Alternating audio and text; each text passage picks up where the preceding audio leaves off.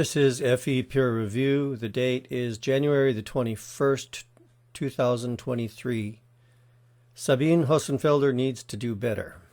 Sabine Hossenfelder is a science communicator with a very lively channel on YouTube. She has over 700,000 subscribers, and she has great organizations such as Brilliant.org that support her work.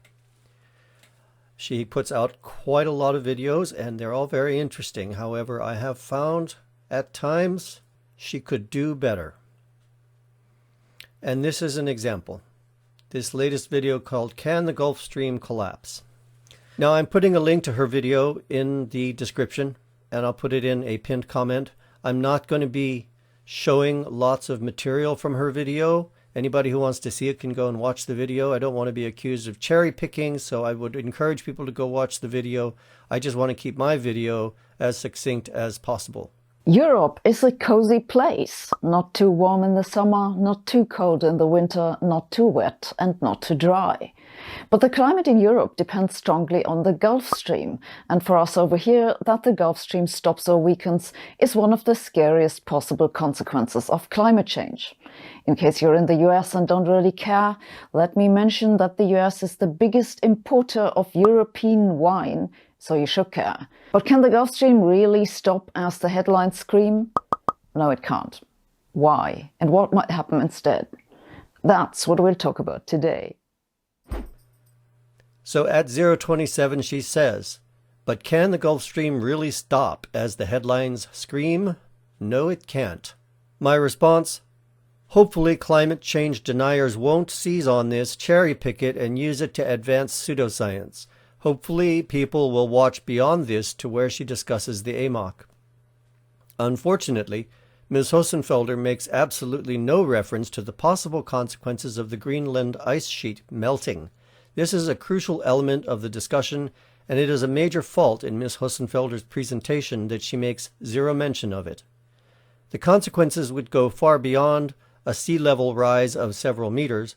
The change in ocean salinity would wreak havoc on ocean ecosystems, disrupting human food supplies, and there is the very real possibility that the influx of ice-cold water would indeed slow down and perhaps even stop the thermohaline current. In the end, this would cause the large temperature drops in Northern Europe that people very rightfully fear. That was my first comment. I want to read the second comment as well. It reiterates some of these points, but hopefully makes them a little more clear. The important question isn't whether, quote, the Gulf Stream will stop. The important question is whether AGW, anthropogenic global warming, will cause changes to ocean currents which will bring about a major temperature drop to Northern Europe.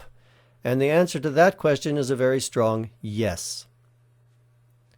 Ms. Hossenfelder's statement at 027 and the explanation about the AMOC, which follows 10 minutes later, unfortunately does very little to clarify that this is indeed the case. Basically, all she does in this video is to correct people on the names of the two ocean currents.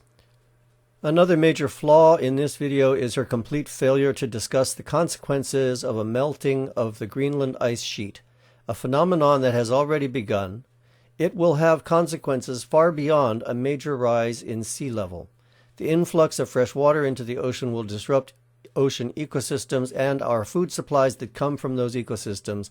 The influx of cold water will also speed up the process of the slowing down and possibly complete stoppage of the thermohaline current. I give this video a B-. Everything she says in it is correct, but by presenting only a portion of the material and leaving out very important parts, some people are likely to come to a completely wrong conclusion. Now, this is my elaboration. I've watched a few videos of Ms. Hossenfelder and found a similar problem in others, where she picks only one part of the issue she's addressing and builds her presentation around that. But unfortunately, by leaving out other very important parts, it's very easy to draw incorrect conclusions from her presentations.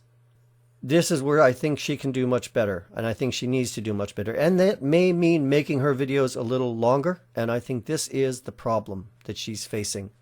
I think that she has tailored her videos recently, in the last year or so, to a shorter length and to less depth than she used to do, in an attempt to grow her viewer base. I would encourage her not to make those kinds of changes to her presentation, not to allow that to be a motivation in how she structures her presentations. She needs to stick to presenting the best quality material she possibly can. And she's not doing that as she used to. I won't say any more. I've said enough. I'm not going to critique her other videos that I have found wanting.